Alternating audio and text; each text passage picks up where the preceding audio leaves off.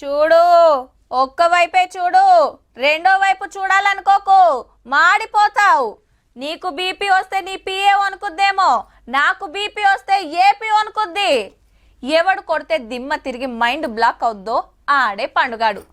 చూడప్ప సిద్ధప్ప, నేను సింహం లాంటోని. అది గడ్డం గీసుకోదు, నేను గీసుకుంటా, అంతే తేడా. మిగతాదంతా సేమ్ టు సేమ్. ఒక్కొక్కడిని కాదు షేర్ ఖాన్, 100 మందిని ఒకేసారి పంపించు.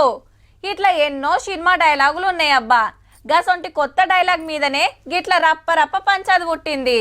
గీ అట్ట మీద ఏమున్నదో జగనన్ననే చెప్తాడు ఈయనుండ్రి. గంగమ్మ జాతరలో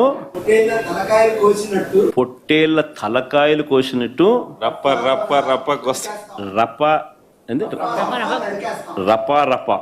రపా రపా నరికేస్తాం. గదన్నట్టు 2029లో వైసీపీ పవర్లకు రాగానే జాతరలో ఏట తలకాయలు నరికినట్టు నరికేస్తారట. చెల్లిది మా టీడీపీ లీడర్ల గురించి అంటుండని కేసు పెడితే జగనన్న అభిమానిని అరెస్ట్ చేసిర్రు ఎంబటే. యా సినిమా డైలాగ్? పుష్ప 2 సార్.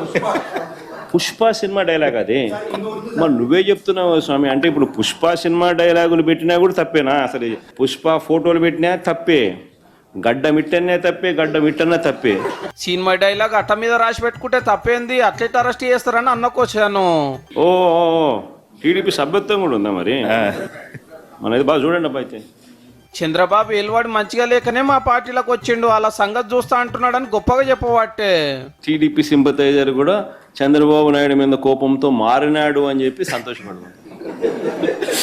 మారి టీడీపీని రపా రపా కోసేస్తానని కూడా అంటున్నాడని కూడా సంతోషపడదు.